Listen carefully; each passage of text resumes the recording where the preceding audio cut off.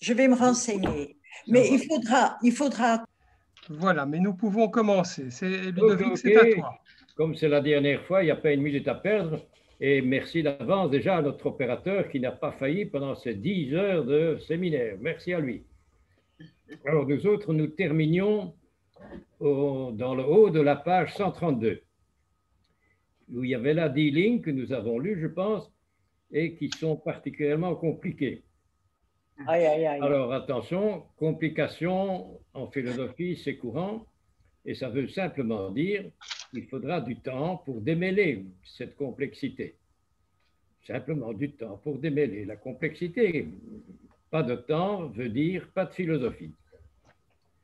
Maintenant, comme je vous comprends de l'intérieur et par bonté d'âme pour vous, je me contenterai de revenir un moment sur les lignes 6 à 9, dont nous aurons besoin dans la suite. Je lis ligne 6.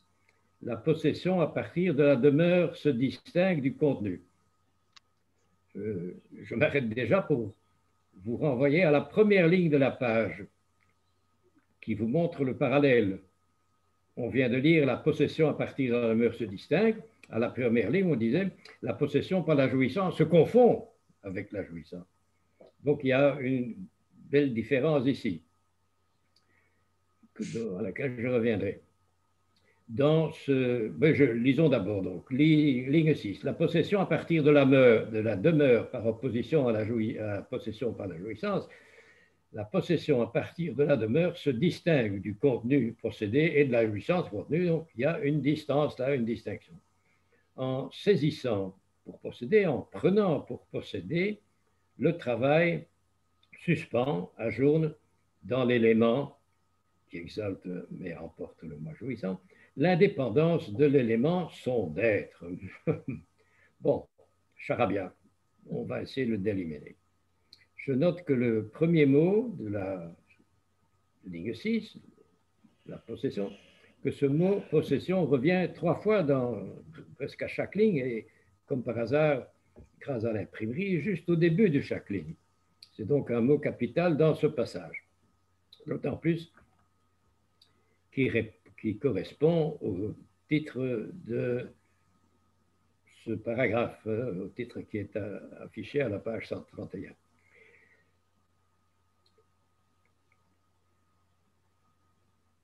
Et immédiatement, comme on a vu, cette possession à partir de l'heure est opposée à la ligne 1 qui nous parlait d'une possession par la jouissance. Il y a donc 2 manières de jouir différentes, une manière spontanée, l'autre déjà avec déjà une intervention, une autre dans un habitat, dans une demeure. Une spontanée, l'autre dépendant de notre intervention. Je rapproche ça de nos 2 premiers stades parmi les 4, les 2 premiers stades de notre sensibilité, de notre éveil. Il y a un stade spontané et un stade élaboré, travaillé. Et justement, le mot travail de la ligne 8 vient confirmer que nous sommes bien au stade numéro 2, le stade de la difficulté, de l'effort, du travail en effet. Pour ce matin, nous allons essayer de conjuguer ces 4 mots-là qui composent la ligne 6 à 9. 4 mots qui sont jouissance, possession, 3 fois, demeure et travail. Comment associer ces mots? C'est ce que nous allons voir. Mais j'en termine d'abord avec la fin de la phrase où Lévinas parle de l'élément. L'élément, dit-il, ligne 8, l'élément qui exalte mais emporte le moi jouissant. L'élément, donc, il le disait à la page 129, c'est la terre, la lumière, le fleuve, etc. Nos composantes, mais qui nous envahissent, dans laquelle nous sommes comme noyés, dira-t-il. Ces éléments exaltent, produisent le moi, mais en même temps le dominent, l'emportent. Et cet élément avait été dans son indépendance suspendu par le travail. C'est la ligne 8 à 9. Le travail suspend dans l'élément, je saute la 6, pardon, suspend l'indépendance d'un élément, double point, son être. Petite devinette que j'essaye de vous expliquer. La fin de la phrase parle de l'élément qui nous compose, hein, la terre, l'air, etc., pour nous dire que la jouissance suspend la menace qui vient de ce côté. Mais il ne fait que la suspendre, évidemment, car l'élément garde son indépendance, justement, ligne 9, l'élément garde une certaine indépendance, l'indépendance, son être. C'est cette dernière expression que je vous propose de retenir parce qu'elle va nous servir. Vous retiendrez que le mot être, qui est si polyvalent, hélas, le mot être veut dire ici la relative indépendance par rapport à nous que garde toute chose, tout élément, tout étant, dira-t-il. Vous notez dans votre mémoire, être égale indépendance. Indépendance relative, bien entendu. Et pour les lignes 10 à 17, là, je vous en ferai grâce, nous laisserons Lévinas attaquer une fois de plus cet abominable pseudo-verbe être qui est omniprésent en français, qui est omniprésent aussi dans la philosophie classique et qui a été magnifié par Heidegger, le rival de Lévinas. Après cette parenthèse, pour nous débarrasser des lignes 10 à 17, nous recommencerons à la ligne 17 bientôt, mais d'abord, j'exécute ce que j'avais annoncé là. Je reviens à nos 4 mots, nos mots-clés de la ligne 6 à 9. Les 4 mots étaient jouissance, possession, demeure et travail. Et comme grille de lecture, à travers ce texte, je vous propose de partir de la demeure, puisque toutes ces pages sont consacrées à la demeure, ainsi que l'indique le texte en haut des pages. La demeure, au haut de la page centrale, le premier mot, c'est le mot demeure, et au haut de chaque page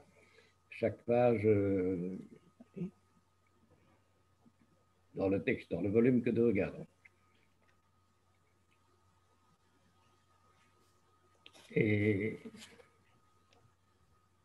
je vous propose d'examiner le rôle, c'est-à-dire le rôle et la présence de cette demeure dans les 4 stades de l'humain, dans les 4 stades qui composent notre personnalité. Premier gros travail pour ce matin. Au premier stade. Le premier stade, rappelez-vous, était celui de la jouissance innocente, permanente, ça nous reste toute notre vie, jouissance enfantine et spontanée. C'est le comportement du charmant gamin que je suis et que je reste. Le moi y est déjà, pour Lévinas, y est déjà séparé. C'est déjà un moi autonome, mais largement distrait, il n'insiste pas. Et il profite, ce charmant gamin profite en passant d'une maison demeure. Voici que la maison intervient dans ce premier stade. Quelle maison? Celle de maman d'abord. Merci à M. Bourman de nous l'avoir rappelé. La première maison, c'est maman, même avant notre naissance. Et elle deviendra par la suite, si tout va bien, la maison d'un personnage féminin quel qu'il soit.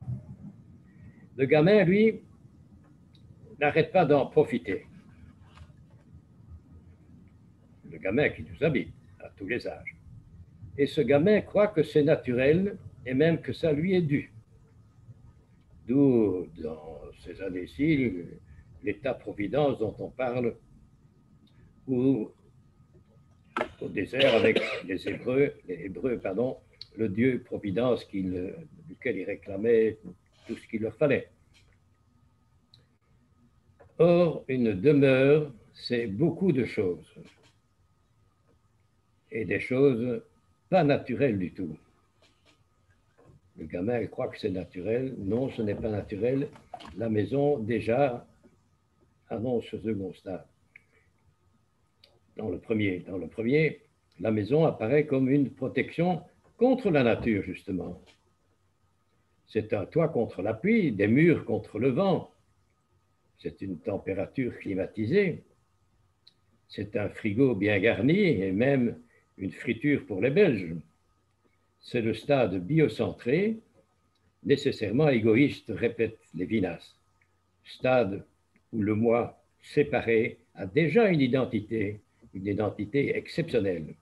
Mais à ce stade, il est déjà aussi insatiable et excessif.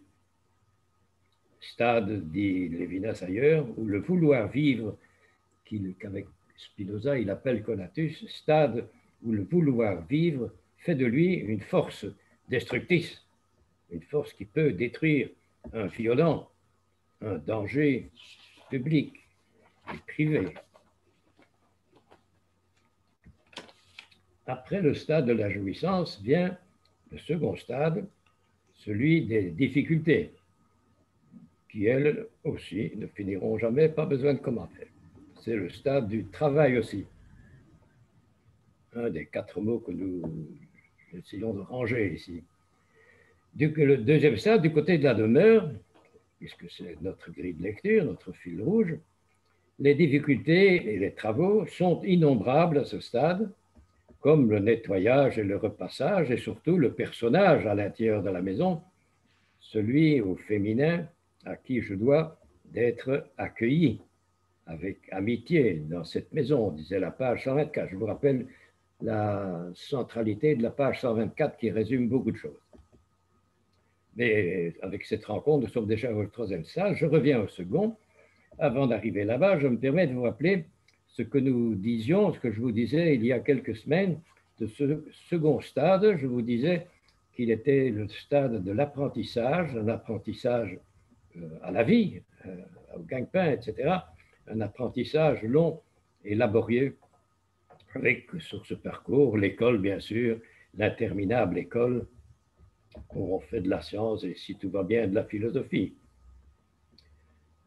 Ce stade de l'apprentissage commence dès le berceau, où je dois apprendre déjà à distinguer les mots, à conjuguer les verbes et à construire des phrases. Plus tard, pour le bébé, papa prendra le relais de maman et me permettra de passer à la société, de pouvoir le présenter sans être ridicule. C'est là, dans ce second stade scolaire, théorique, apprentissage théorique et pratique, que nous rencontrions les 2 méthodes expérimentales que vous connaissez, la méthode expérimentale des définitions, qui découpe et qui immobilise, mais qui peut rebondir en étonnement et même en admiration, comme on a vu, voire en reconnaissance. Et l'autre méthode expérimentale était celle des symboles, la méthode narrative, qui capitalise l'expérience des siècles et qui s'occupe du problème numéro 1, celui du vivre ensemble. Je cite ici le fameux ethnologue Claude Lévi-Strauss. Le problème de toutes les civilisations, à ses yeux, c'est de vivre ensemble, d'y arriver. Celui que les civilisations auraient attaqué en priorité et qui n'est jamais résolu bientôt, bien entendu. L'impossible vivre ensemble dans la demeure. Je cherche la demeure, le rôle de la demeure dans nos 4 stades, hein, c'est le travail qui est en cours ici. Eh bien, Lévi-Strauss signale comme premier problème insoluble le vivre ensemble dans la demeure d'une même planète. Ces guerres et ces meurtres, Lévinas en parlera dans 2 pages, au bas de la page 136, si nous y arrivons. En attendant, le courageux travailleur qui travaille sans fin dans ce second stade, ce courageux travailleur séparé fait parfois la rencontre de sa vie, la rencontre d'un visage, le fameux visage de Lévinas, et toute sa vie en est changée. C'est le 3e stade alors, nous arrivons au 3e stade, celui où je me mets à vivre pour de bon, celui où je me sens exister, enfin, celui où je reçois, je pèse mes mots, celui où je reçois mon identité d'en face. Identité, car je suis tenu de répondre à ce visage, qui ainsi me nomme, ce visage me nomme responsable. Et la réponse exigée ne peut venir que de moi, je suis irremplaçable. Là où je suis, ce jour-là, je deviens quelqu'un puisqu'on a besoin de moi.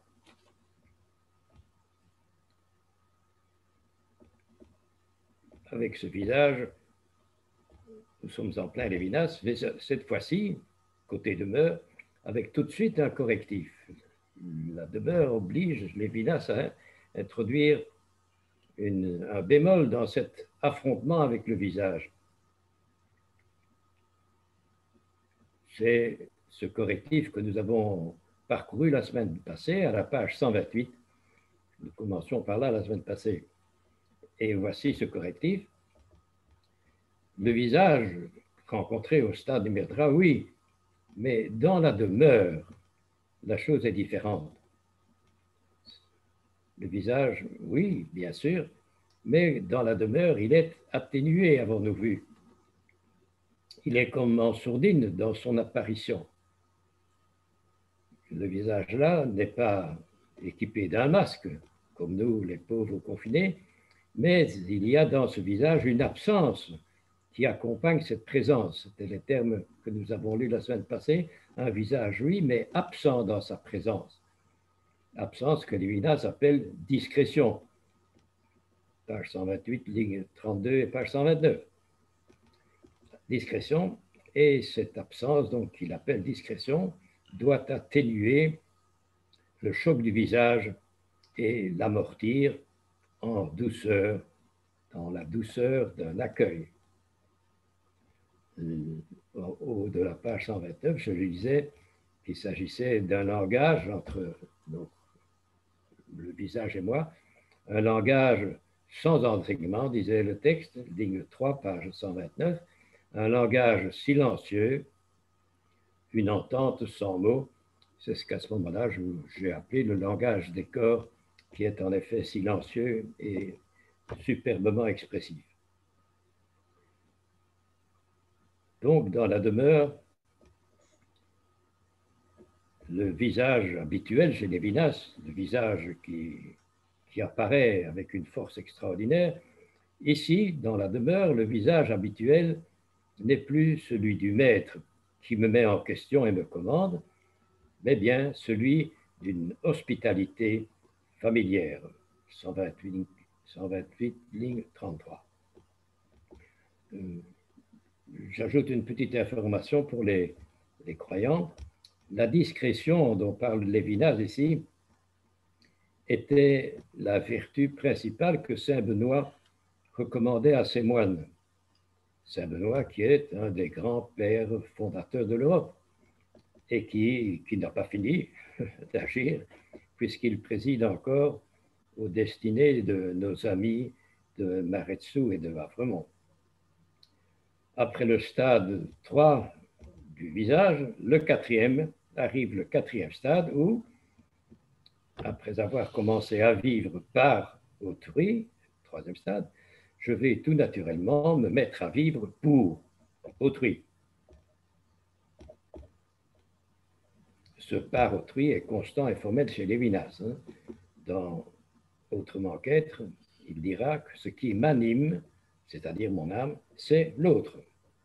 Et dans ce volume-ci, à la page 88, je relisais, je cite page 88, c'est par une habitation, déjà au début du volume, il parle de demeure, c'est déjà, la phrase est Lévinas, c'est par cette habitation dans l'autre que le moi acquiert son identité. Page 88, lignes 10 et 11, je vous relis ça. C'est par cette habitation dans l'autre que le moi acquiert son identité. Je ne dois donc plus, pour ce quatrième stade, chercher où est la demeure. Dans ce quatrième stade, c'était notre recherche, Lévinas la met lui-même. C'est par cette habitation dans l'autre que le moi acquiert son identité. C'est le stade que Lévinas appelle éthique, où habitant dans l'autre, compte faire citation, nous nous donnons d'exister l'un à l'autre, l'autre, tous les autres si possible, comme le réclame une justice qui se veut universelle, une justice universelle, c'est-à-dire que plus aucun usage ne soit oublié dans cette parole alternée. Je dis parole alternée parce que je pense à Raphaël Drey, qui nous a quittés il y a 3-4 ans, et qui était un commentateur exceptionnel, un juriste. Chez Raphaël Drey, je trouve, dans le livre de chevet de Lévinas qu'est la Bible, au chapitre 3, je trouve l'allusion, la mention d'une épée tournoyante, chapitre 3. Celle des chérubins qui gardent le jardin de la réussite, qui le gardent non pas pour l'empêcher, mais pour y aller dans les conditions qui permettent de réussir cette entrée. Raphaël Drey voit dans cette parole, dans cette épée tournoyante, pardon, il y voit une parole tournoyante. Épée et parole étant régulièrement associées dans toute la Bible. Une parole toute tournoyante, c'est-à-dire une parole alternée, dit-il, une parole qui a lieu à tour de rôle, tournoyante, parole où chacun met l'autre en valeur en le questionnant et en prenant soi-même la très féminine seconde place. Vous notez que Lévinas ne dit nulle part qu'il faut prendre la deuxième place. Lévinas évite tout discours moralisateur, merci à lui. Mais il décrit tellement bien cette deuxième place que le lecteur ne peut plus désirer faire autrement. Puisque, comme tout le monde, j'ai besoin d'une demeure hospitalière et féminine, puisque j'en ai besoin comme tout le monde, pourquoi ne pas commencer tout de suite moi-même?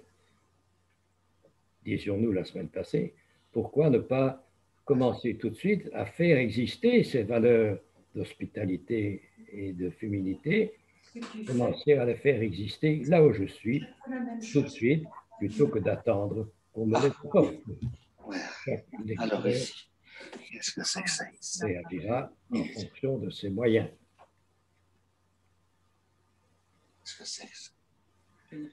Voilà pour ce premier travail de ce matin. Nous avons repéré quel était le rôle de la demeure dans chacun des 4 stades de notre personnage, de notre maturation personnelle, Je vais de sensibilité humaine. Il y a une question là?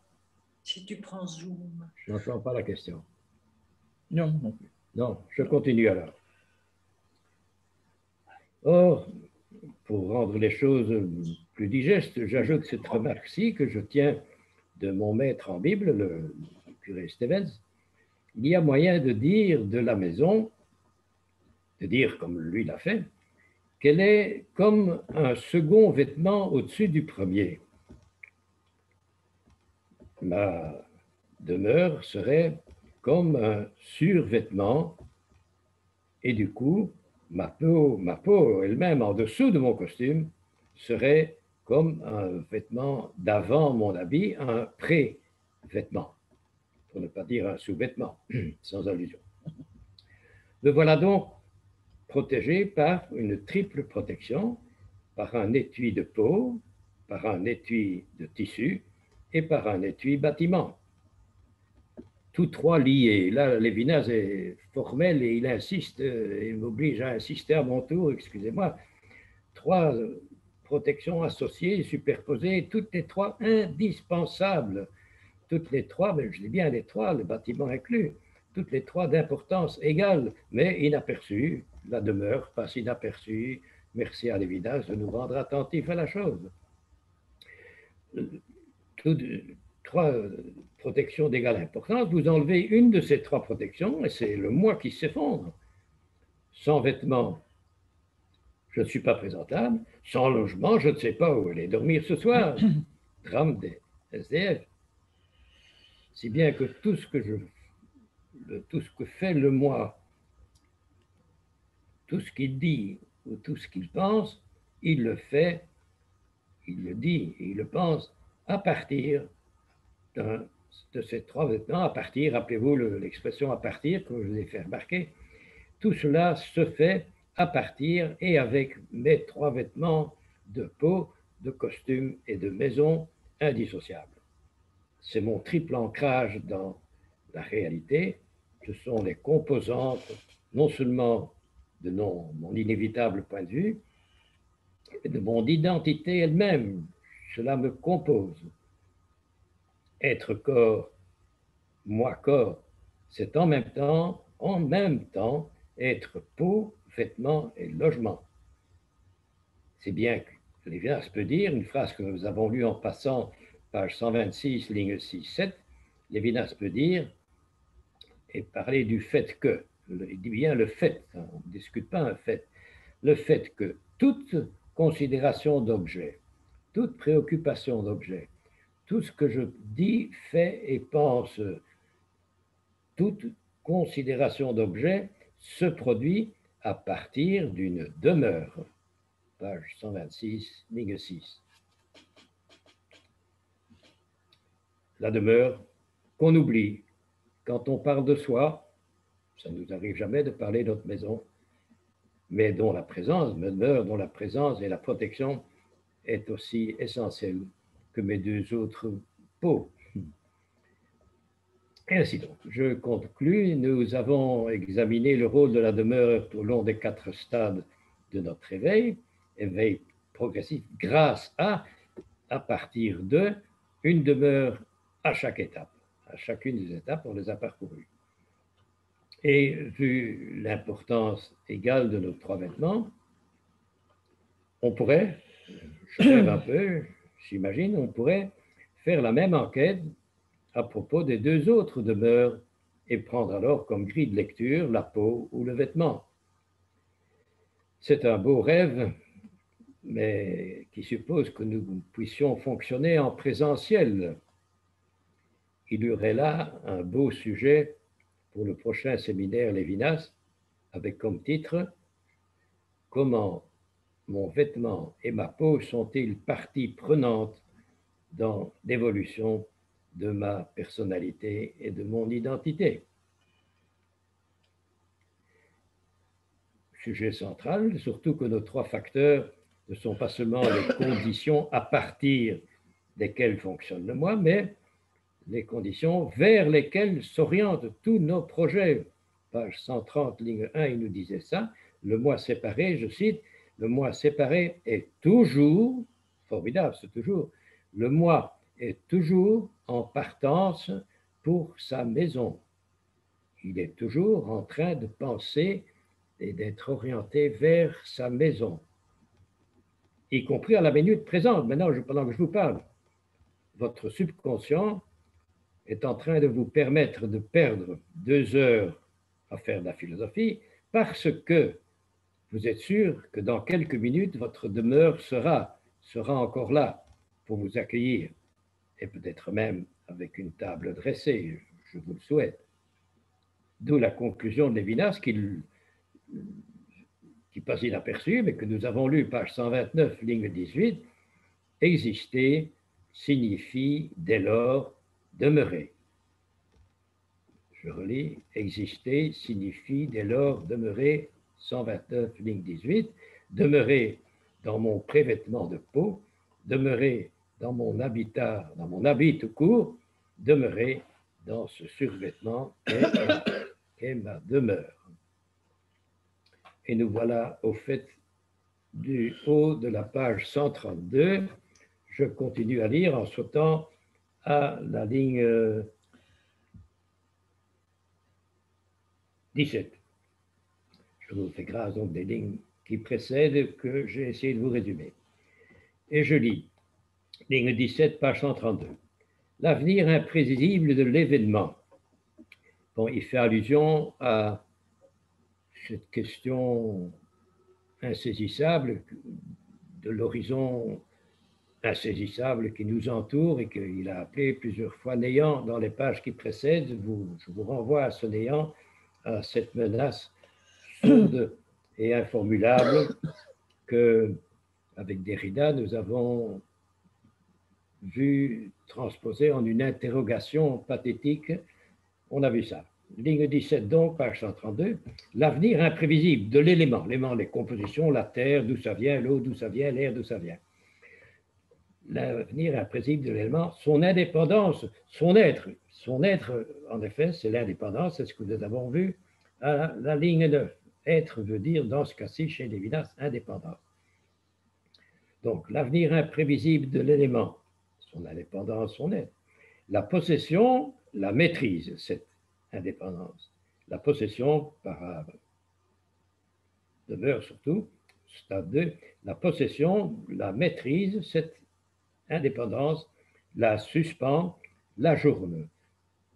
Il y avait là une menace sourde et imprévisible. Grâce à la demeure et au travail, nous suspendons cette menace insaisissable et nous la transformons, nous l'avons vu ça dans les pages précédentes, nous la transformons en un problème pour demain, un demain que je peux attaquer, que je peux prévoir et organiser. Ligne 18 à la fin, avenir imprévisible, il reprend l'expression de ligne plus haut, l'avenir imprévisible, non pas parce qu'il dépasse la portée de la vision, mais parce que, sans visage et se perdant dans le néant, voilà le néant, il s'inscrit cet avenir dans l'insondable profondeur de l'élément, venant d'une épaisseur opaque sans origine, venant du mauvais infini ou indéfini de l'apeiron en grec, on va voir ça. Il n'a pas d'origine parce qu'il n'a pas de substance, ne s'accroche pas à quelque chose, qualité qui ne qualifie rien, sans point zéro par où passerait un axe de coordonnées quelconque, matière première, absolument indéterminée. Je m'arrête là, on est tout à fait noyé, mais c'est ça, il nous raconte, il nous décrit l'élément, les éléments dans lesquels nous sommes noyés. Et si vous n'y comprenez rien, ben vous avez bien raison, parce qu'il n'y a rien à comprendre. Il s'agit d'un magma incompréhensible, tellement incompréhensible que Lévinas met dessus le mot néant. Mais il y avait une expression qui me chipote là-dedans, à la ligne 22, il parlait du mauvais infini ou indéfini. Un mot sur ce mauvais infini, qu'est-ce qu'il veut dire? Chez Lévinas, nous sommes habitués à entendre parler avec un énorme respect de tout ce qui est infini. Je dirais que Lévinas est un fan de l'infini. L'infini dont il a fait le grand titre de son volume, Totalité et infini. Nous sommes en train de lire ce volume-là. Et ici, c'est le contraire. Ici, Lévinas fait une exception, je vous signale qu'elle est rare, mais elle est suffisante pour nous faire remarquer. C'est ça la philosophie, faire remarquer des choses qu'on n'avait pas vues. L'exception ici nous fait remarquer qu'il y a deux manières de vivre l'infini, deux manières de donner un contenu, quand même, un contenu opératoire à cette idée d'infini qui nous échappe, par définition. Excusez. Deux manières. Soit je patauge dans cet indéfiniment insaisissable. À la ligne 18, il avait, à la ligne 22, il avait associé infini et indéfini, c'est indissociable. Donc, deux manières, soit je patauge dans cet indéfiniment insaisissable, soit je me mets à sa recherche, tout différent.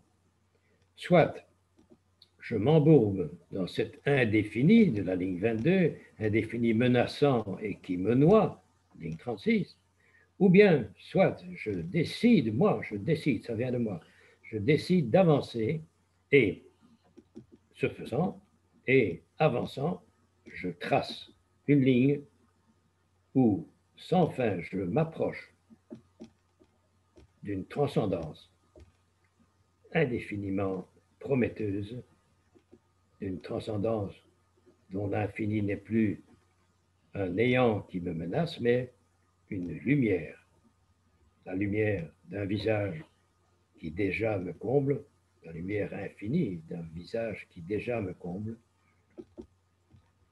ou encore, cette lumière, on peut l'appeler, il l'appelle, l'idée de l'infini, page 125, ligne 1, l'idée de l'infini qui, dont il disait à ce moment-là, page 125, ligne 1, l'idée de l'infini qui fonde l'intimité de la maison.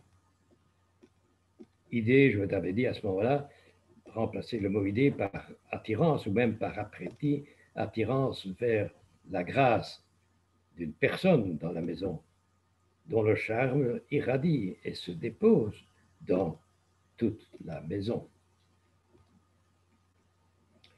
On pourrait relire à partir de la ligne 17, mais comme de toute manière c'est pour nous dire que c'est incompréhensible parce qu'il n'y a rien à comprendre, je saute à la fin de cette description d'une matière première, ligne 26, absolument indéterminée. Donc, comme c'est indéterminé, comment voulez-vous y mettre des déterminations qui la rendraient compréhensible? Notre incompréhension est toute pardonnée, c'est elle qui est correcte. 26.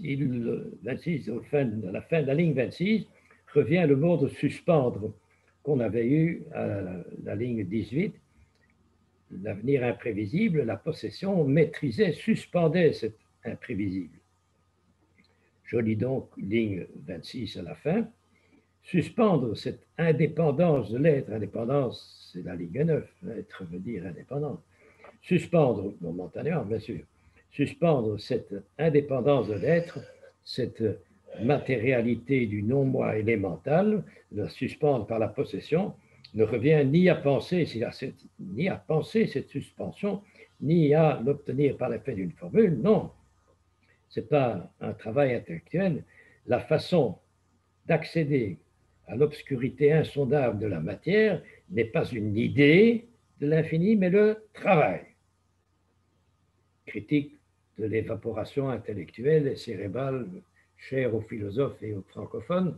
S'il s'agit d'une question de travail, quand Lévinas dit travail, il pense travail physique. Soyez tranquille, je vous ai dit, je pense que le mot travail, dans sa tête à lui, est fatalement associé aux 5 années pendant lesquelles, prisonnier en Allemagne, il a fait des travaux de bûcheron. Donc, cette suspension de la menace vague en un problème pour demain est le fait non pas d'un travail intellectuel, d'un travail réel, physique de tout le corps. Ligne 31, alors, la possession, donc la relative possession, mais possession il y a, grâce à la demeure entre autres, la possession s'accomplit par la prise de possession ou le travail, qui est le destin, précision, travail qui est le destin propre de la main. Nouvelle rubrique ici, chez Lévinas, le travail, c'est l'affaire de la main. Qu'est-ce que c'est que cette main? Eh bien, elle est fondamentale. La main, dit la ligne 32 à la fin, la main est l'organe de saisie, de prise justement, de première et aveugle prise dans le brouillement, le fameux néant de la tantôt, de l'interminé total, de matière. Je vous fais remarquer que le mot matière étant à proscrire depuis Einstein, depuis qu'on sait que la matière est de l'énergie, Lévinas en tient compte et chaque fois qu'il emploie le mot matière ici, il est évident qu'il s'agit non pas de la matière dont nous dirions de ce qu'elle est alors que nous ne le savons pas, il s'agit de la matière qui veut dire matière première. C'est le matériau, c'est l'élément à partir duquel le travail va élaborer son produit à lui. Lévinas ne se prononce donc pas sur ce que c'est que la matière, ce serait inconscient depuis Einstein, mais il pense au matériau avec lequel on fait une construction, tout simplement matériau que malheureusement en français on appelle également matière. La main donc est l'organe de ligne 32 à la fin, la main est l'organe de la saisie et de la prise, de première et aveugle prise dans le grouillement, dans le néant de la tantôt. La main rapporte à moi, à mes fins, au lieu d'être noyée dans un avenir indéterminé. Mes fins, mes projets à moi, mes petites organisations à moi. La main rapporte à moi, à mes fins, à mes petits projets, à mes travaux, des choses arrachées grâce à cela à l'élément. L'élément vaporeux, insaisissable tout autour, l'élément, ligne 35, l'élément lequel, sans commencement ni fin, baigne et noie l'être séparé. Je risque de m'y noyer et d'y rester s'il n'y avait pas la main qui prend, qui exerce une prise dans ce grouillement menaçant. Mais la main rapportant l'élémental, l'élément à la finalité des besoins, des petites fins égoïstes, disait la ligne 34 de mes petits projets à moi qui sont maîtrisables, la main rapportant l'élémental à la finalité des besoins ne constitue les choses qu'en séparant sa prise de la jouissance immédiate. C'est-à-dire, nous sommes bien spécifiquement au stade 2, la chose n'est plus spontanée, il y a une séparation, il y a une suspension, il y a une intervention, il y a un effort, stade 2. La main donc ne fait son travail de maîtrise qu'en séparant sa prise de la jouissance immédiate. Il y a un moment de difficulté, un moment de frustration. Donc, la main sépare la prise de la jouissance immédiate et en la déposant dans la demeure, en lui conférant le statut d'un avoir. La distance avec le magma et son grouillement se fait grâce à la demeure où je peux déposer un avoir. Je peux déposer une chose que ma main a prise. C'est dans la demeure que je peux déposer mes provisions, par exemple. Pas de demeure, pas de provision, pas d'avoir sans demeure. Dernière ligne, page 132, et puis page 133, si notre opérateur veut bien suivre. Le travail et l'énergie. L'énergie ici, je n'insiste pas sur le mot grec, ici je dirais le travail est le procédé, le truc, parler vulgairement, le travail est le procédé de l'acquisition. Grâce à la demeure, bien sûr, il vient de le dire. Ce que j'acquiers, je peux le stocker dans ma maison. S'il n'y a pas de maison, que vais-je faire de cet avoir? Il est impossible, cet avoir, ligne 1, page 133, cet avoir est impossible à un être sans demeure, sans un minimum de demeure, page 133, ligne 1. J'attends une minute, je crois que notre opérateur est en train d'hésiter, lui aussi. Mon prénom répété 25 fois, c'est momique, comme disait l'autre.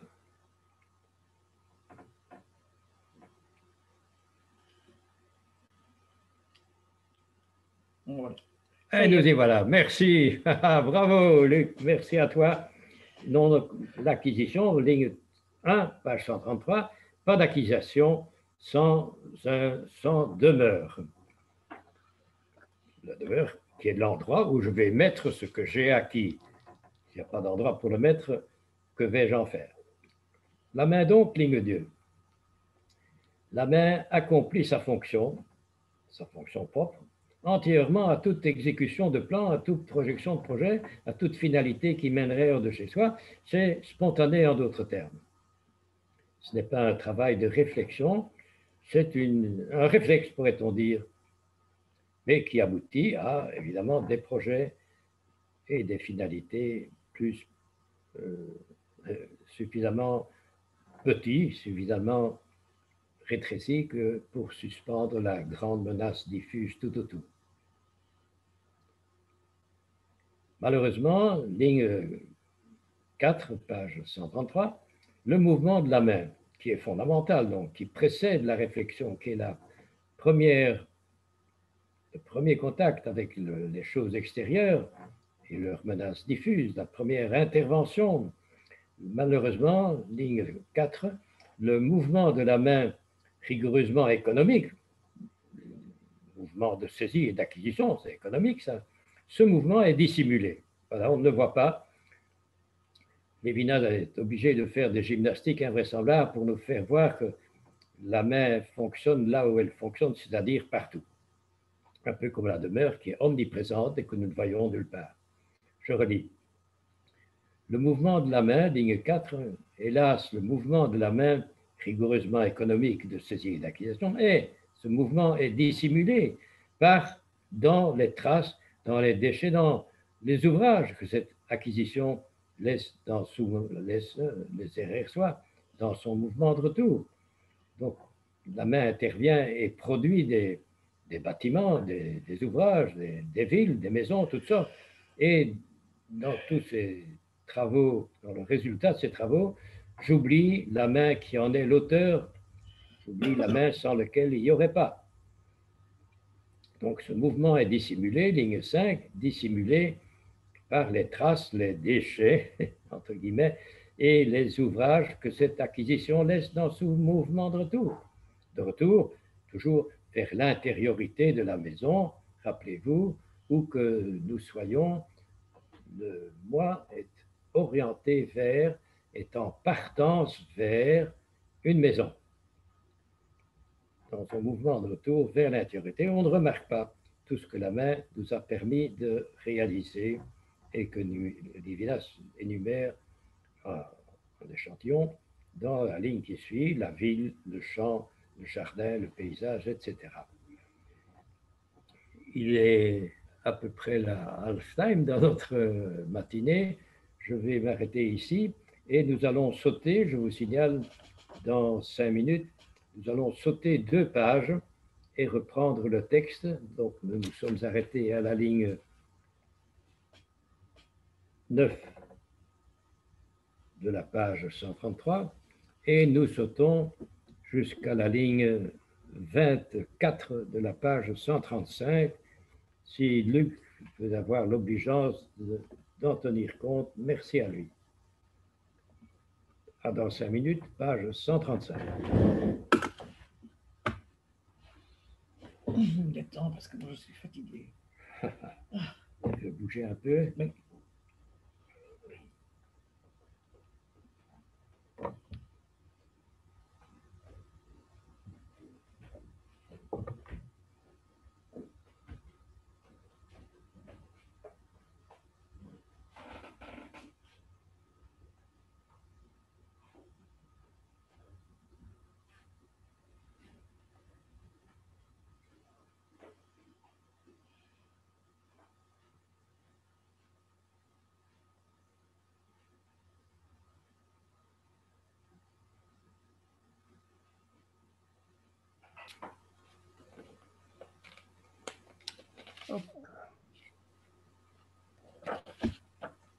Voilà, je vous en prie, on peut recommencer.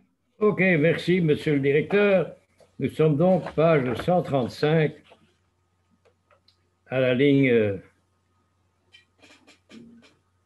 23, 1, 2, 3, ligne 24 exactement. 135, c'est bien ça, 135. Oui. 135, si tu veux bien. Je saute 2 pages pour vous épargner beaucoup de souffrance. Mais ce qui suit sera également très douloureux. Il n'y a rien à faire chez Lévinas, c'est compliqué, il faut y mettre le temps.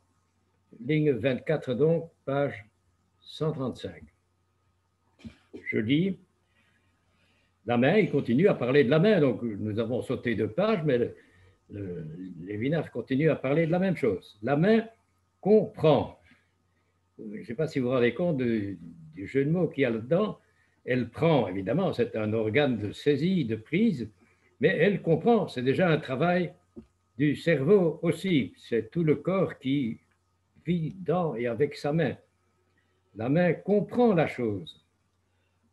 Ça, c'est l'important. Alors oui, il précise, elle comprend la chose, non pas parce qu'elle la touche de tous les côtés, ça c'est le rêve d'une observation, d'une expérimentation réussie qui serait totale.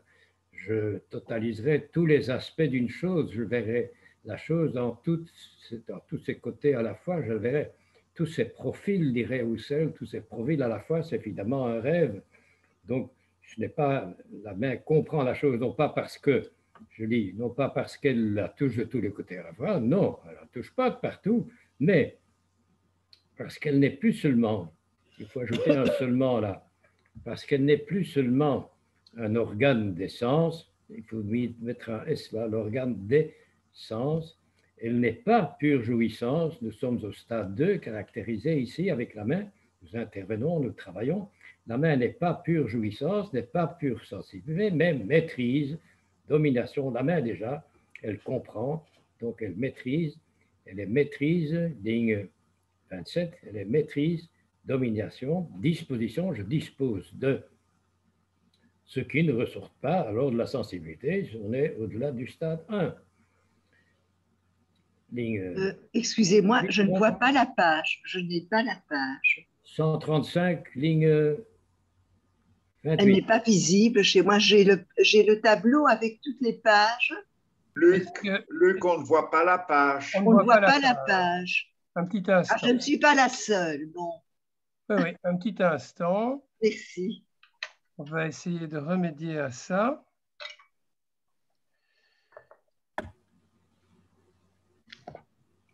On va faire autrement.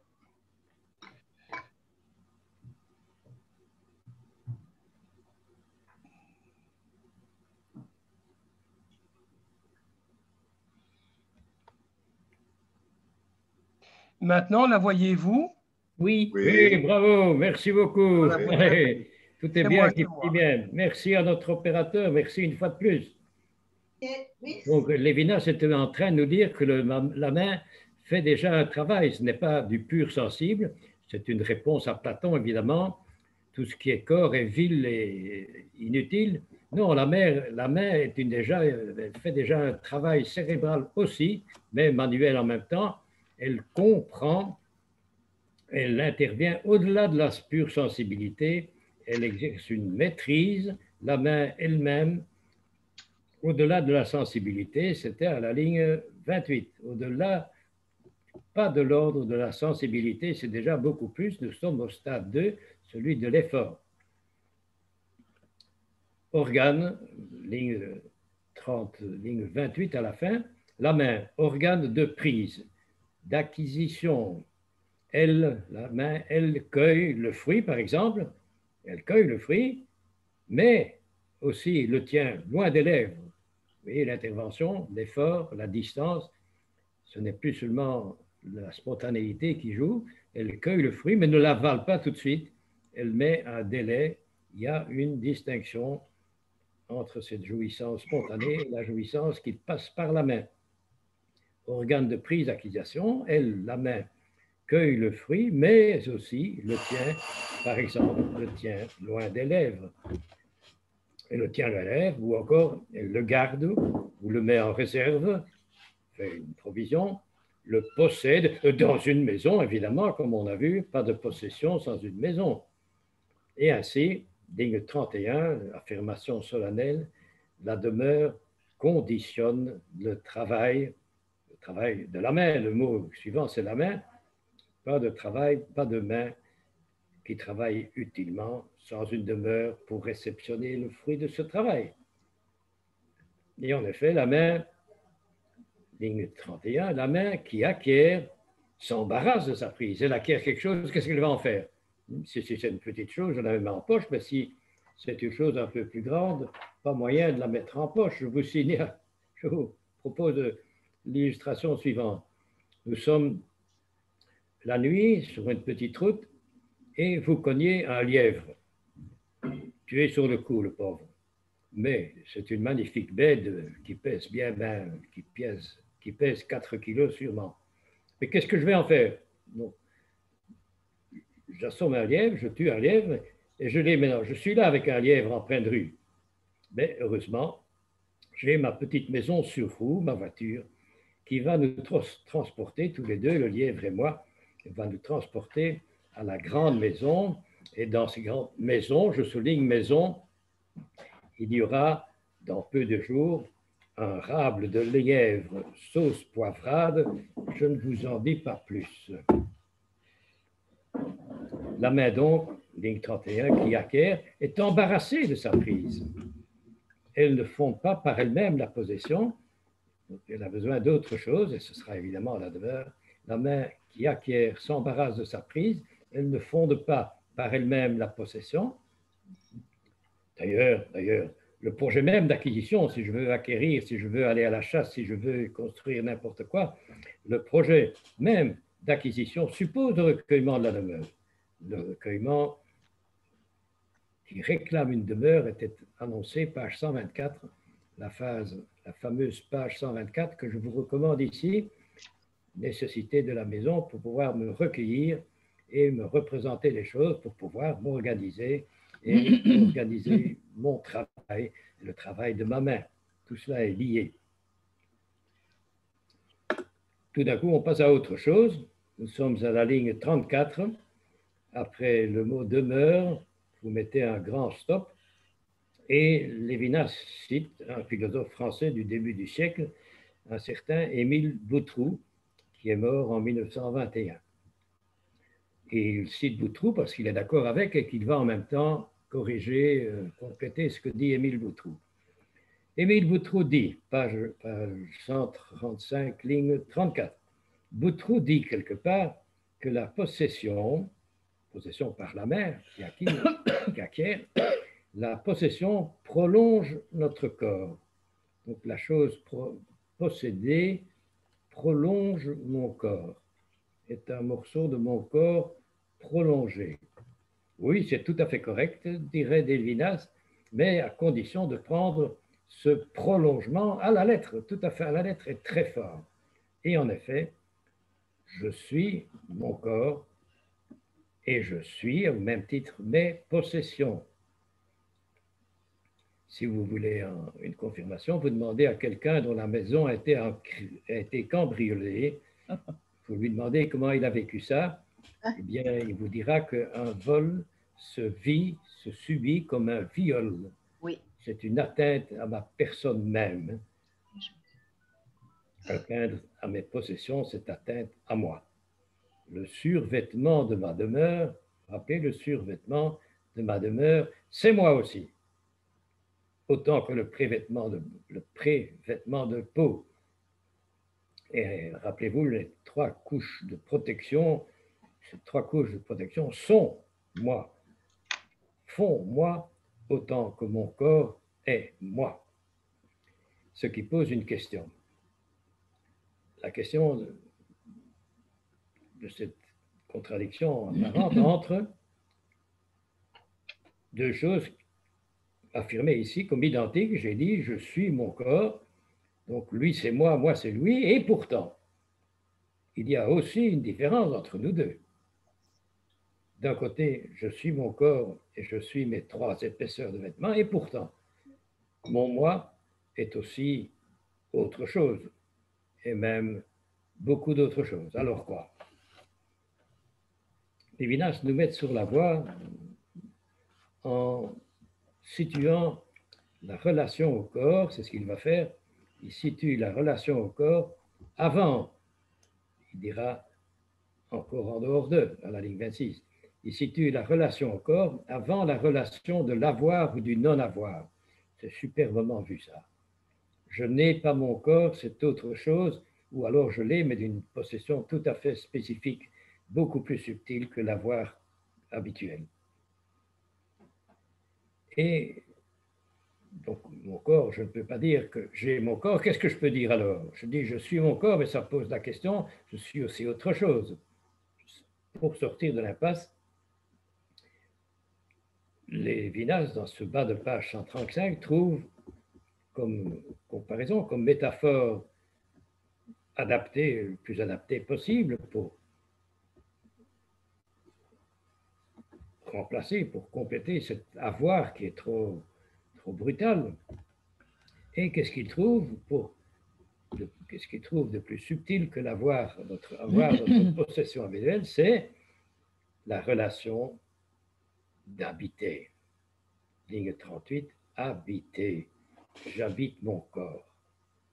Un habité qui est beaucoup plus subtil qu'un simple avoir, un habité tellement riche et nuancé qu'il nous occupe de l'habité. Rappelez-vous qu'il nous occupe déjà depuis de nombreuses pages. La demeure inépuisable comme richesse, cet habité, un habité que Lévinas, en bon sémite, nous oblige à prendre comme un verbe. Quand il dit l'habiter, c'est l'actif, l'opération habiter, et non pas le substantif, qui est inerte, lui, et immobile comme un statut. Non, c'est une activité active, habiter, une activité, une action en cours. Je suis en train d'habiter mon corps et ses trois peaux de protection. Une activité qui m'échappe depuis plusieurs pages, rappelez-vous, on tourne autour, mais pas moyen de mettre la main dessus. Une activité tellement riche, habitée, qu'il est impossible de résumer ça en une seule ligne. Simplement, Lévinas nous met sur la voie de cette relation contradictoire qui consiste à être identique à mon corps et ses trois vêtements et en même temps différent de ce corps, de ces trois vêtements. Et en effet, il nous met sur la voie par ce dont il nous a déjà parlé.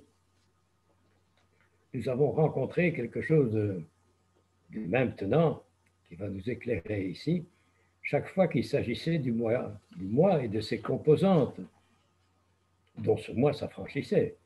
Nous avons parlé plus d'une fois du moi et de ses origines que le moi dépasse. Nous avons parlé du moi et des 1000 influences dont il est composé, mais avec lesquelles il construisait son moi, un moi différent et séparé. J'ai parlé à ce moment-là, je vous ai donné l'image d'une industrie de transformation que je suis moi-même. Une industrie de transformation qui permet, la fameuse expression, qui permet mon statut de autonomie en relation. Ce n'est pas un statut, hein, c'est une activité, bien entendu. À rappeler chaque fois. Une autonomie, le paradoxe, la contradiction d'une autonomie en relation. La contradiction d'un moi qui ne reste soi, qui ne reste autonome qu'en restant activement en relation avec ce qui lui est extérieur. Autonomie en relation, je vous ris la même expression un peu développée, contradiction d'un moi qui ne reste soi, qui ne reste autonome qu'en restant activement en relation avec ce qui lui est extérieur. C'est grâce à tout ce non-moi que surgit le moi, fameuse contradiction. Et Lévinas nous parlait à la ligne 38, nous parle ici, à la ligne 38, de l'élément qui nous baigne, à la même hauteur, à la page 132, il parlait de l'élément qui nous noie. Vous voyez le problème? L'élément qui nous baigne, ligne 38, un élément insondable, disait 132, ligne 21, un élément qui est une extériorité avec laquelle le moi construit son intériorité. Cette contradiction est mentionnée à la ligne suivante, page 136, nous y arrivons. Cette contradiction rappelle le sous-titre de notre volume, Essai sur l'extériorité.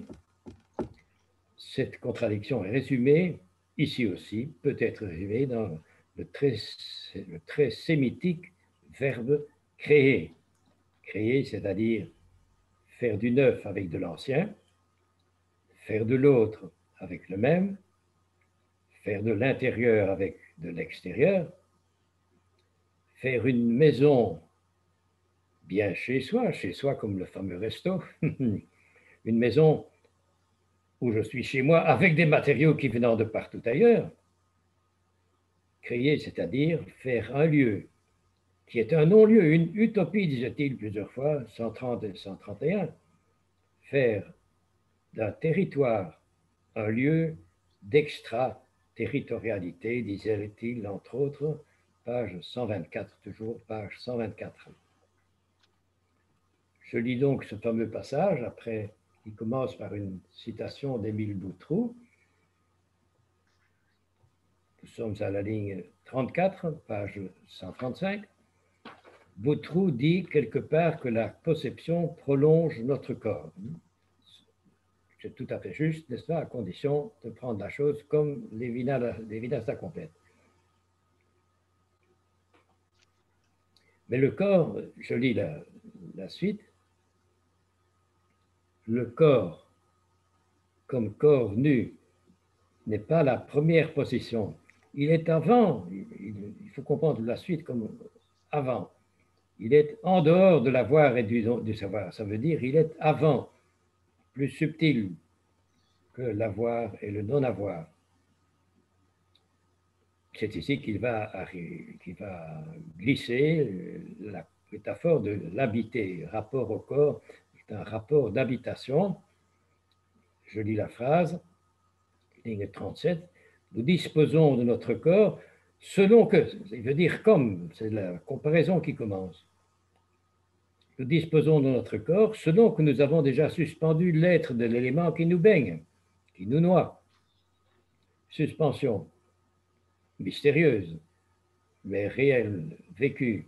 Nous suspendons la menace de l'élément en habitant. Voilà le mot. Nous disposons de notre corps, ligne 37, réponse en habitant. De manière aussi spécifique, riche et inépuisable que habiter. Répétition de la même chose. La dernière ligne, page 135.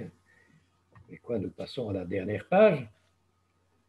Le corps est ma possession selon mon être, selon que mon être se tient dans une maison. Donc, Lévinas reprend ici le mot habitant de l'avant-dernière ligne. Qu'est-ce que c'est qu'habiter? Eh bien, le corps est ma possession, mais d'une manière tout à fait spécifique. Il est de ma possession, dernière ligne. Le corps est ma possession, oui, mais comme mon moi se tient dans une maison. Je possède ma maison, mais c'est beaucoup plus qu'un avoir. C'est un avoir tout à fait particulier et dont le recueillement est vital et inépuisable. Je possède mon corps donc comme je me tiens dans une maison, page 136, comme je me tiens dans une maison, c'est-à-dire à la limite de l'intériorité et de l'extériorité, le fameux paradoxe que nous venons d'explorer. Je fais de l'intérieur à partir et avec de l'extérieur, dont la maison est un bel exemple. La maison est extérieure à moi, et pourtant c'est là que je me sens chez moi. L'extraterritorialité, annoncée page 124, toujours page 124, je vous rappelle. Ligne 1, page 136, dernier mot. L'extraterritorialité d'une maison, s'il y a un territoire, c'est bien celui-là, non, c'est en même temps, c'est subtil, quoi. L'extraterritorialité d'une maison conditionne la possession même de mon corps. C'est tout à fait énorme comme affirmation. J'ai besoin, je dois apprendre à habiter, peut-être que le bébé apprend ça avec sa maman, je dois apprendre à habiter une maison avant d'apprendre, ou pour pouvoir apprendre à habiter mon corps propre, mon corps à moi. Comme si le corps venait après. Lévinas le dit, je ne prends pas position, il le dit comme ça. La condition, c'est avant. Donc, la découverte de la chaleur d'un habité est préalable, condition de la possession même de mon corps. Point d'exclamation et même 2 points d'exclamation. Ensuite, commence toute autre chose. À la ligne 3, page 136, je vous lis la première phrase. Vous voyez bien la page 136. 136. On ne voit rien du tout. 136, please. Oui, mais on ne la voit toujours pas. Ah, on ne voit toujours pas. Un petit instant. Alors, je vais faire autrement. Il y a vraiment... C'est un peu mystérieux aujourd'hui ce qu'il se passe. Voilà.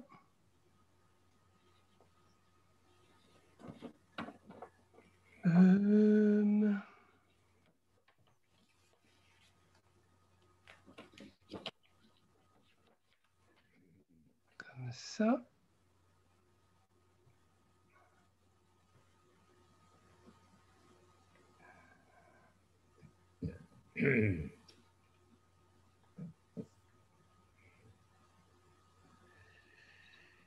Ah là là là là là là, c'est un peu bizarre aujourd'hui.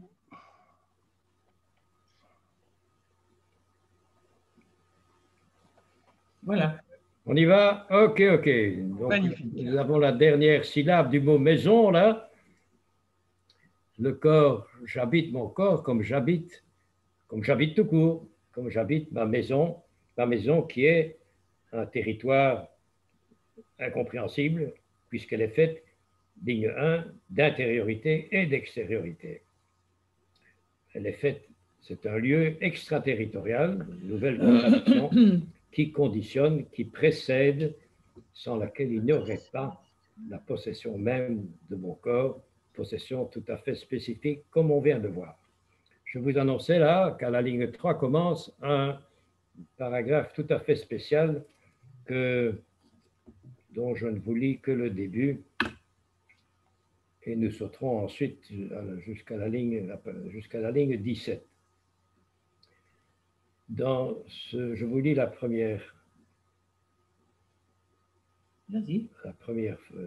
début de ce paragraphe, ligne 3. La substance renvoie à la demeure, c'est-à-dire, en termes sans étymologie, renvoie à l'économie. Dans le mot économie, vous avez le mot grec oikos qui veut dire maison, demeure. Le mot substance est un mot à rayer de notre vocabulaire et Lévinas le sait bien. Aussi, ce qu'il va nous en dire, c'est justement pour relativiser cette substance qui est supposée ne pas changer. La substance, c'est ce qui est en train de subsister à travers tous ces changements. C'est une illusion. La distinction vient d'Aristote et elle n'a plus cours. Nous savons aujourd'hui qu'il n'y a pas dans notre univers, n'existe aucune chose qui ne soit en train de changer, donc de ne pas subsister identique, de ne pas être une substance. Je cite régulièrement la phrase de Prigogine, dans notre univers, il n'y a que des histoires, c'est-à-dire des choses qui sont en train de changer. C'est ce qui va occuper Lévinas ici, relativiser cette substance qui n'est pas, au pied de la lettre, qui n'est pas vraiment une substance qui ne change pas, mais qui change quand même. Et jusqu'à la ligne 17, je vous résume ce qu'il nous dit. Lévinas fait ici un pied de nez à l'apparente solidité d'une possession dans la solidité. Il emploie les mots solidité, substance, être. Être, c'est-à-dire, rappelez-vous, 132, ligne 9, être veut dire indépendance dans ces pages-ci. Il renvoie aux lignes, c'est cela, donc c'est les mots substance, être et indépendance dont il se sert aux lignes 3 à 5. Et puis, il y a un tout grand mais. Si vous regardez la ligne 5, le troisième mot, c'est un mais qui est très grand. Et où Lévinas passe à l'attaque, que je vous résume, double point, jusqu'à la ligne 15, la possession qui touche à la substance, dit la ligne 8, donc la possession qui ne se contente pas d'acheter la couleur et l'odeur d'une chose, mais qui touche à la substance même, la soi-disant substance d'une chose, la possession qui s'imagine acquérir du solide, une substance, mais au contraire fin à cette solidité. Comment ça met fin à cette solidité qu'on suppose? Eh bien, dit Lévinas, maintenant que la chose est à moi, elle va dépendre de moi. Elle va devenir dépendance de mes réactions subjectives. Elle va dépendre des différents usages que moi j'en ferai, que ma main en fera. Cette soi-disant solidité sera au contraire manipulée par les initiatives subjectives de son propriétaire. Je peux la déplacer, cette substance, je peux la remiser, je peux l'ignorer, je peux l'abîmer, je peux l'oublier, je peux la casser, oui, la casser, etc. Et ainsi, l'être de la chose, son indépendance, son aspect substance, l'être de la chose. L'être, c'est le vieux démon qui obsède les finances. Hein. C'était le grand mot de Heidegger, l'être de l'étang chez Heidegger. Ici, le mot être refait surface chez les finances, mais c'est pour s'en moquer, bien entendu. Comment s'en moque-t-il? La permanence escomptée, la permanence, il en parlera à la ligne 23, la permanence escomptée par l'achat, par exemple. Quand j'achète une chose, je suis en permanence son propriétaire. L'être, donc, escompté de la chose disparaît aussitôt, dira la ligne 24, disparaît aussitôt dans ma subjectivité. Je vous lis à partir de la ligne 15, la substantialité, donc son apparente solidité corrélative de la possession, ne consiste pas pour la chose à se présenter absolument, c'est une illusion ça, non. Dans leur présentation, les choses s'acquièrent, se donnent relativement. Vous ajoutez là relativement et vous avez la corrélation avec la ligne précédente. La substantialité ne consiste pas à se présenter absolument, mais relativement. Donc ce n'est pas une substance, c'est une chose qui bouge comme toutes les autres.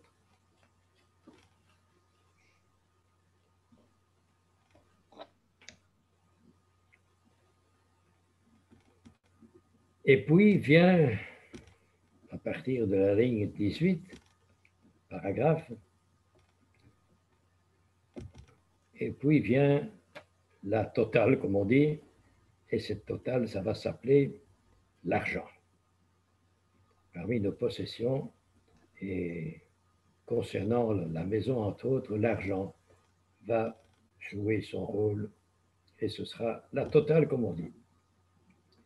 L'argent, je commence à vous rappeler simplement qu'il permet l'argent 1000 bonnes choses aussi. Ce n'est pas qu'un ennemi, c'est un outil merveilleux. L'argent permet d'inviter un ami au restaurant, par exemple. L'argent nous aurait permis ce midi, d'arroser cette fin de séminaire autour d'une table bien garnie. C'est aussi l'argent qui, pour parler à l'échelon universel, c'est l'argent qui, à travers l'épargne des protestants, donne à manger, et même en surplus, à plusieurs pays. La fameuse thèse de Max Weber de 1927, si je ne m'abuse. Mais cet excellent argent qui permet tant de choses, ce même argent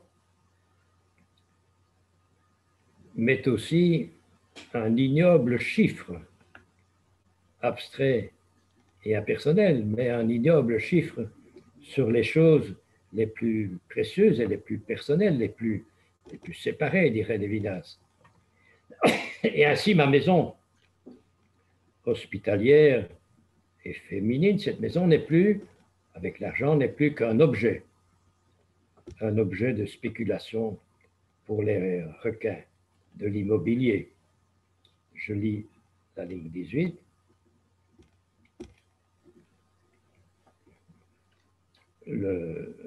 Il a donc mis à mal la notion de substance, il résume ça à partir de la ligne 18, la chose, parce qu'elle n'est pas en soi, elle n'est pas indépendante de moi, je la possède, donc elle est marquée par l'usage que j'en fais, la chose, parce que la chose n'est pas en soi, c'est un être tout relatif, pied de nez au mot être. Parce qu'elle n'est pas en soi, la chose peut s'échanger et par conséquent se comparer, se quantifier et par conséquent déjà perdre son identité même, en partie en tout cas, se refléter dans l'argent. Voilà, le mot est tombé. la chose va être quantifiée dans l'argent, réduite à une quantité, malgré toutes les choses qu'on peut y vivre de manière hyper personnelle et spécifique. Ainsi, l'identité de la chose, l'identité, la substantialité de la chose, n'en est-elle pas la structure originelle? Non, c'est une illusion. Elle disparaît, cette identité de la chose, cette substantialité, elle disparaît dès qu'on aborde la chose comme matière, c'est-à-dire matériaux, oui, corrigé automatiquement, j'espère. C'est-à-dire comme matériaux.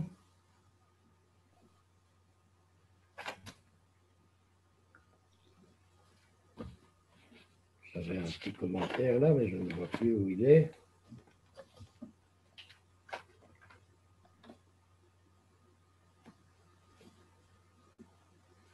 Oui, mais je crois que c'était à propos du mot matière qu'il faut toujours corriger en y mettant le mot matériaux. L'identité de la chose n'est pas le principal, mais bien ce qu'on en fait, et ce qu'on en fait va dire Lévinas maintenant, ce qu'on en fait, je le fais aux yeux des autres, avec les autres, et même par les autres, le rapport personnel qui refait surface ici, comme toujours chez Lévinas. Ligne 22 à la fin. Oui, j'ai trouvé le mot qui me manquait. Je relis la fin de la page, de la ligne 21. La chose disparaît, l'identité de la chose disparaît dès qu'on aborde la chose comme matériau, comme matière, par exemple, comme flux de marchandises, comme simple marchandise quantifiée. Je continue. La propriété seule instaure la permanence. Ce n'est pas une permanence, n'est-ce pas? Mais pour la ridiculiser, qu'il le dit ainsi. La propriété seule instaure la permanence dans la qualité pure de la jouissance, mais cette permanence disparaît aussitôt dans le phénomène reflété, dans le phénomène qui se reflète dans l'argent. La seule permanence de la chose devient cette quantité appelée argent, comme permanence, comme substance. C'est vraiment pas très substantiel. Hein? Il va détailler ça. Avoir marchandise que l'on achète et vend, la chose se révèle, on va jouer avec, c'est un objet d'échange et de toutes sortes de choses, ça n'a rien d'une identité permanente. Je relis, ligne 25. Avoir, marchandise, un avoir, donc une marchandise que l'on achète et vend, la chose se révèle, virgule, au marché, comme susceptible d'appartenir, de s'échanger, et par là, comme convertible en argent, susceptible de se disperser, ô horreur, la chose devient susceptible de se disperser dans l'anonymat de l'argent. Catastrophe.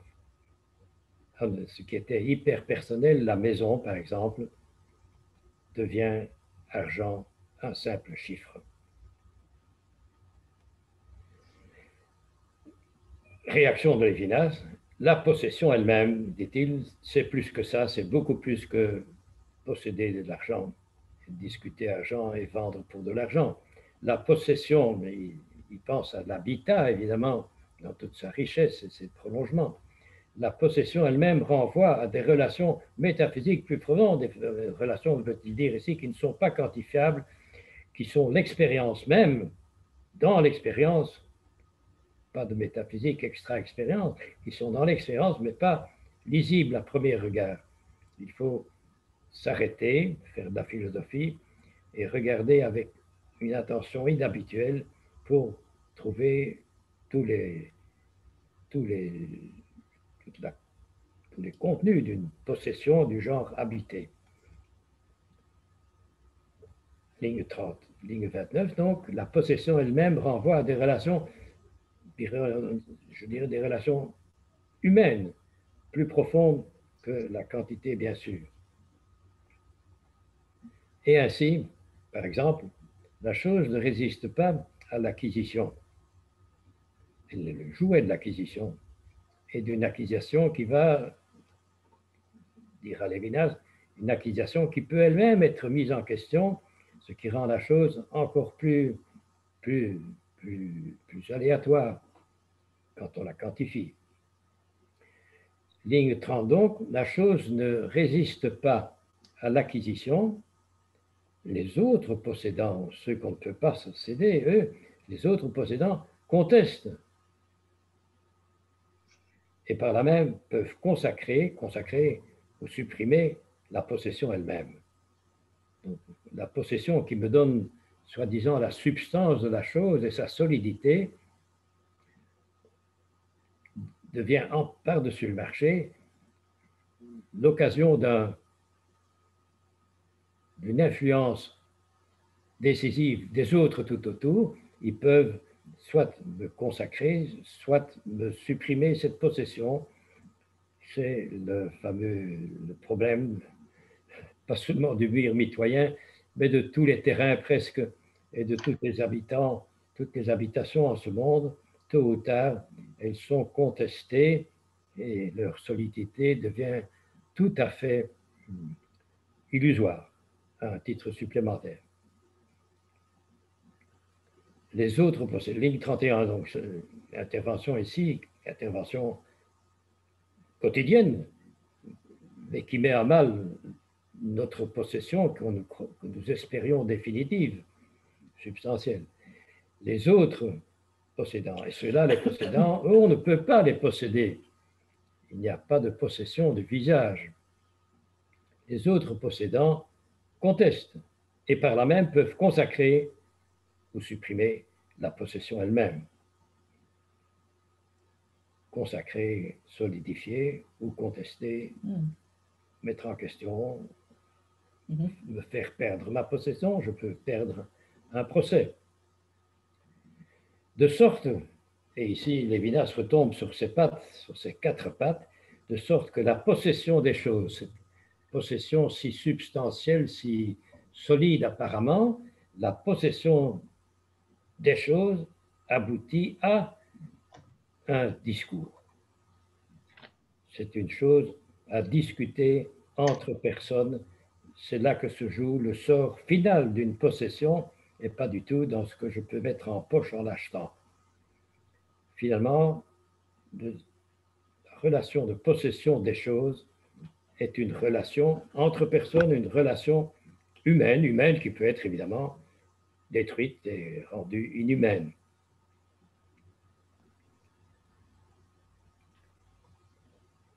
On est ici devant un dilemme, devant l'origine de beaucoup de violences. C'est ici que Lévinas va nous parler de violence. L'action. L'action, simplement, agir, et quel qu'il soit. Et ici, l'agir, comme le mot vient après le mot discours, il s'agit de cette activité particulièrement difficile et risquée qu'est le discours entre nous qui va régler le sort de mes possessions. Vous vous rendez compte de l'enjeu. C'est en discourant entre deux, au tribunal de préférence, que je serai ou non reconnu propriétaire. Donc la ligne 33, la possession des choses aboutit à un discours. Et cette action de discourir par-dessus le travail, supposant la résistance absolue du visage d'un autre être, est, cette action de discourir donc, est commandement et parole, parole, discours, ou bien violence et meurtre.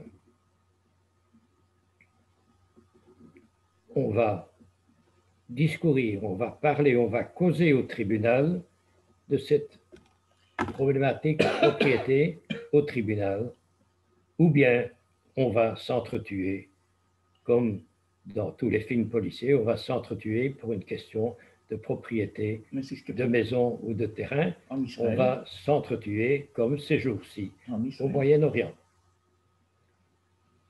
La propriété qui croyait résoudre tous les problèmes les relance et nous renvoie au discours qui va ou non relier les personnes.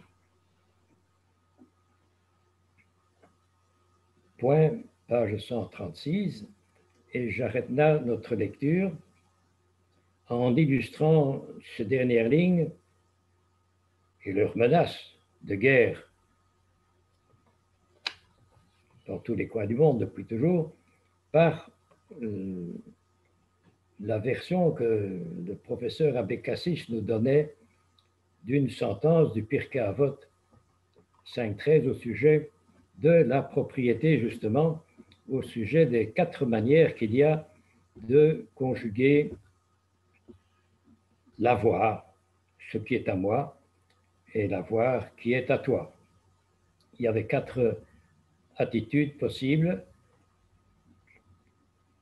que voici. De quoi allons-nous discuter au tribunal pour embrayer sur l'évidence? Quel sera l'enjeu de ce discours? Quel discours allons-nous tenir pour rester ou pour rester propriétaire ou bien pour être débouté? Il y a le premier stade, disait Abécassis, où l'attitude est la suivante. Je dis, ce qui est à moi, et ce qui est à toi est aussi à moi. C'est fort de café, bien sûr. C'est le stade bébé. Le bébé, il prend tout. Il prend sa mère, il prend son père, il prend tout. C'est un glouton insatiable, comment disait Freud, un pervers polymorphe, stade bébé. Tout est à moi, le monde est à moi. L'attitude des grands dictateurs illustre ce stade-là. Pour sortir de cet infantilisme, deuxième stade ici, le stade qu'on peut appeler juridique, on va répartir les propriétés, donc quel sera le discours réclamé par la propriété pour Lévinas, eh bien on va organiser ça, on va y mettre de l'ordre, il y aura la distinction des propriétés, on va faire un cadastre pour relever les terrains, selon la formule, ce qui est à toi est à toi, et ce qui est à moi est à moi. Voilà, c'est logique, c'est juridique, et ce n'est pas une solution, parce que toutes les guerres se font ou presque toutes, se font pour un problème de possession, de contestation de ce qui est à moi ou ce qui n'est pas à moi. Ce n'est donc pas une solution. Le stade juridique, dont nous dirons qu'il est indispensable, en même temps, est insuffisant. D'où le troisième stade. Ça, c'est le stade de la générosité inconditionnée, c'est le stade pathétique où l'homme, l'âme généreuse, mettant la main sur le cœur, dira « Ce qui est à moi est à toi ». Vous voyez la beauté du geste. Mais la réalité montre que ce beau geste exige un geste de réciprocité d'en face, de la part d'en face. Je viens de dire, ce qui est à moi est à toi, donc pas de guerre entre nous, tout ce que j'ai, c'est pour toi aussi. Et donc, j'attends la même chose en face, que celui d'en face dise, celui qui est à moi est aussi à toi, donc ce qui est à toi, c'est aussi à moi. C'est le rêve généreux et dangereux des socialo-communistes. Troisième étape. On a vu ce que ça donnait, ce n'est donc pas une solution. C'est le micmac, c'est la confusion totale, c'est inviable. Reste une quatrième attitude, une quatrième manière de conjuguer ce mien et ce tien. Et voici la formule. Ce qui est à toi, et ce qui est à moi est aussi à toi. Ce que une sentence rabbinique résume en disant que ton frère vive avec toi, mais toi, n'empiète pas sur son terrain. Je répète, que ton frère vive avec toi, mais toi, n'empiète pas sur son terrain. Donc il a un terrain, et son terrain est à lui, c'est le stade juridique qui est assumé ici et il doit l'être assumé, mais en même temps corrigé. Le stade juridique numéro 2 est indispensable, mais insuffisant, d'où le début de la sentence, que ton frère vive avec toi. C'est évidemment très vague. Ça ne précise pas jusqu'où va ce « avec ». C'est à chacun, dans chaque cas, d'en décider, bien entendu, et ça peut aller très loin, que ton frère vive avec toi. C'est la générosité enseignée par la tradition, mais dont l'application relève des circonstances et des personnes où chacun se trouve, élémentaire. Seulement, pour le geste de générosité du troisième stade est maintenu, et le geste de prudence, de règle élémentaire du SAS 2 aussi, toi, tu n'empiètes pas sur son terrain, toi, tu demandes la permission d'aller sur son terrain ou d'entrer dans sa maison, c'est sa maison à lui, puisque nous avons parlé de mœurs, c'est sa maison à lui, et elle reste fondamentalement à lui et pas à moi, distinction vitale. Voilà, je termine là-dessus en vous félicitant pour votre patience et en remerciant la Maison de la Culture et son directeur Luc Cressman pour les 2 fois 5 heures de régal dont nous avons pu nous régaler, n'est-ce pas? Merci à Luc et félicitations à tous. Bon appétit pour ce midi. Merci. Monsieur Robrec, présent, oui. En vous écoutant, me venait à l'idée, parfois, il y a une expression en français, parfois quand une grand-mère, par exemple, donne à sa petite fille un bijou, hein, ok, oui. On dit que ce bijou a une nouvelle vie. Ah oui, oui. Oui, donc l'objet a une vie, est associé à, oui, voilà, il y a une transmission, il y a une transmission, voilà. Merci de ce bel exemple. Il ajoute à toute la chaleur qu'on peut trouver dans un habitat et dans une autre possession, celle d'un bijou, comme vous dites. La possession peut être une chose merveilleuse, l'argent peut être une chose merveilleuse. Merci, oui. Vu qu'on ne la rate pas, oui. Merci, M. Burman. Au revoir, M. Robert. Oui, à la prochaine. Au revoir. Au moins à la prochaine. Cher Ludovic, encore un grand merci pour toutes ces sessions tout à fait extraordinaires. Ouais. Et voilà, bonne continuation. Voilà, j'espère que nous nous voyons bientôt, très bientôt. Et en tout cas, l'année prochaine, au mois d'avril, grâce à la... Oui, au mois d'avril en présentiel, alors.